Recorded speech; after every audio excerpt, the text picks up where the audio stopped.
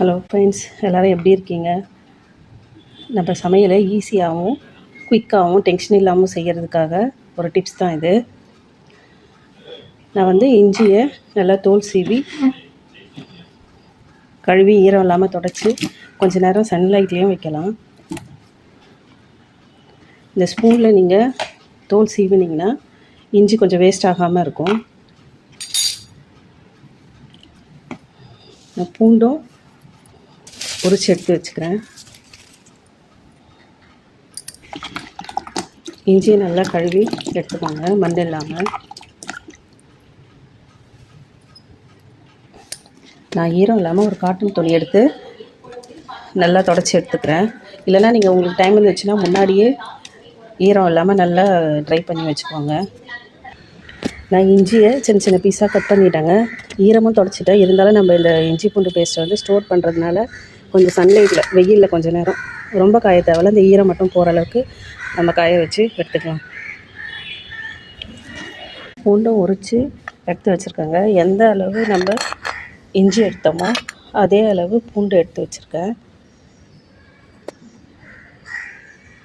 இப்போ எடுத்து வச்ச இஞ்சி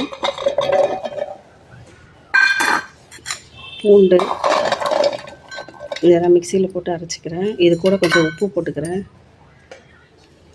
கொஞ்சம் உப்பு போட்டுக்கிறேன். இது கூட நிறைய இருக்குது, இங்கே கொஞ்சம் கொஞ்சமாக போட்டு அரைச்சிக்கோங்க.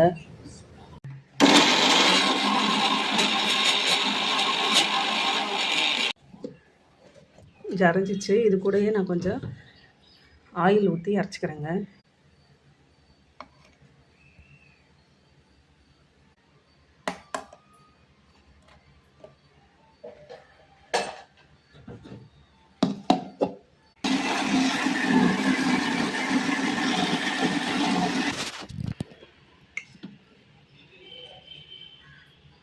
நல்லா பேஸ்ட் ஆகிடுச்சு. இஞ்சி பூண்டு பேஸ்ட்டு ரெடிங்க. நான் பரத்த ஃப்ரெஷ்ஷான இஞ்சி பூண்டு பேஸ்ட்டை சிக்கன் குழம்புக்கு யூஸ் பண்ணுறேன்.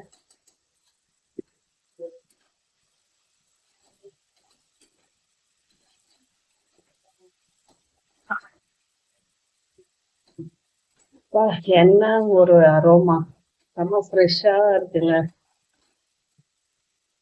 நாங்கள் எப்பவுமே ஃப்ரெஷ்ஷாக அரைச்சி போடும்போது இருக்கிற வாசனையும் இந்த டேஸ்ட்டும் செமையாக இருக்கும். நீங்கள் வேணால் ட்ரை பண்ணி பாருங்கள். இந்த இஞ்சி பூண்டு பேஸ்ட்டை நம்ம நான்வெஜ் செய்யும் போதும் மீன் வறுக்கும் போது குருமா குழம்பு அது மாதிரிலாம் வைக்கும்போது நம்ம செஞ்சு வச்சுக்கிட்டோன்னா நமக்கு ரொம்ப ஈஸியாக இருக்குங்க. டென்ஷன் இல்லாமல் நம்ம சமையல் பண்ணலாம். இப்போ நம்ம அரைச்ச இஞ்சி பூண்டு பேஸ்ட்டை இந்த கண்டெய்னரில் ஸ்டோர் பண்ணி வச்சுக்கலாம்.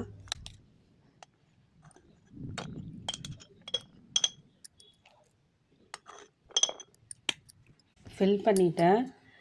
இப்போ இது மூழ்கிற அளவுக்கு நீங்கள் எண்ணெய் ஊற்றி வச்சுக்கோங்க. அப்போ தான் கலர் சேஞ்ச் ஆகாமல் இருக்கும். எப்பவுமே ட்ரை ஸ்பூன் யூஸ் பண்ணுங்கள். இந்த வீடியோ உங்களுக்கு பிடிச்சிருந்ததுன்னா லைக் பண்ணுங்கள், ஷேர் பண்ணுங்கள், கமெண்ட் பண்ணுங்கள், சப்ஸ்கிரைப் பண்ணுங்கள். தேங்க்யூ.